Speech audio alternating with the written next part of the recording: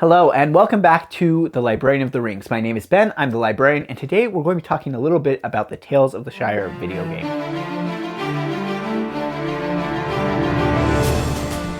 Welcome back. I want to talk about the Tales of the Shire video game. Now, the problem is we don't know a lot about it right now. I do not know. So we're going to do some speculation today as we prepare for a trailer, which will probably be released very soon, perhaps even this week. So what do we know about this game so far? We know that it's being developed by Weta Workshop and going to be released by Private Division. And we know that it's going to be considered a cozy game that will take place in the Shire with the hobbits.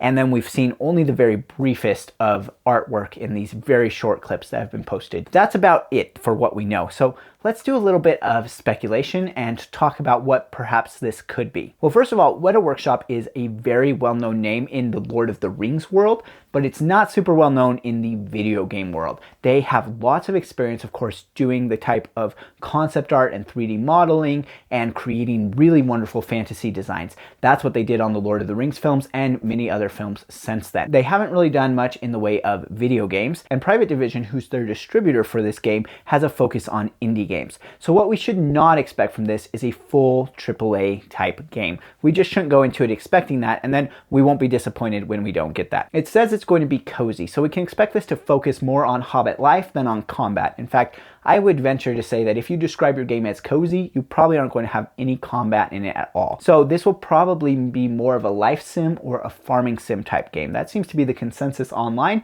based on the brief little glimpses that we've had in the teasers for this game. Now, like I said, there will be a full trailer that's supposed to be released soon, perhaps even this week, and then we'll have a lot more to discuss about it.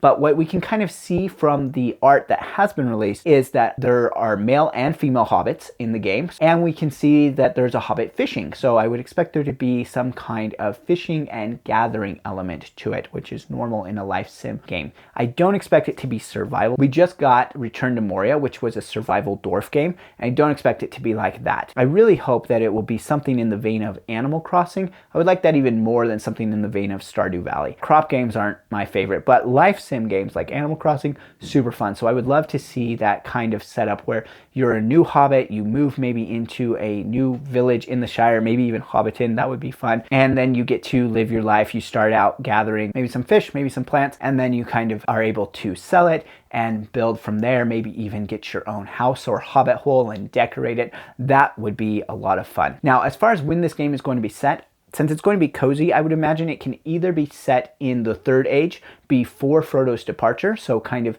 in that time of peace before the Ringwraiths show up and then when Sharky starts to make his moves in the Shire, or if it could be set in the Fourth Age after Sam returns home from the Grey Havens.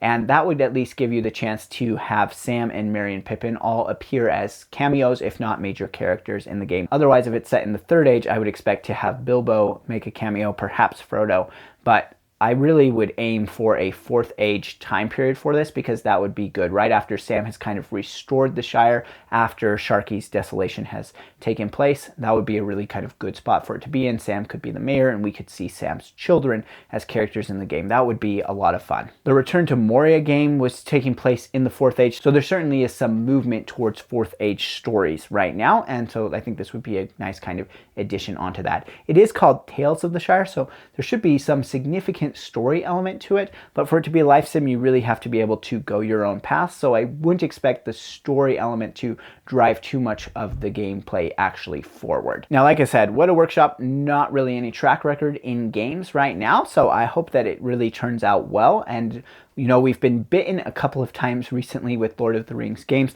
There's Rise to War, which is an absolutely atrocious mobile game, and there was also Heroes of Middle-earth, which was also a terrible mobile game. Really just kind of games with Lord of the Rings slapped on top of them and not at all thoughtful at all. And then of course there was the Gollum video game, which was reviewed as like the worst video game of last year. So not great, but we've also had Return to Moria, which seemed to be quite well received. I haven't played it, but it seemed good. And then we've had Magic's Universes Beyond Tales of Middle-earth, and that was really good, really well and thoughtfully done. And so hopefully this falls more into the latter category. Now, we don't know what it might be released on, except that it says consoles and PC. So if you're playing on PC, chances are pretty good you'll be able to play this game. As far as consoles go, we don't know which consoles it will be released on.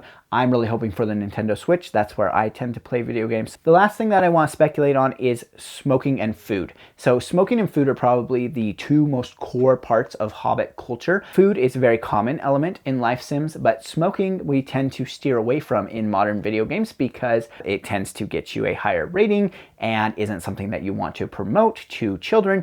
And so it'll be very interesting to see if they just shy away from smoking entirely, or if they put some kind of smoking element in there, like harvesting pipeweed and getting some kind of benefit or drawback for smoking pipeweed. It's really hard to say what they will do with that.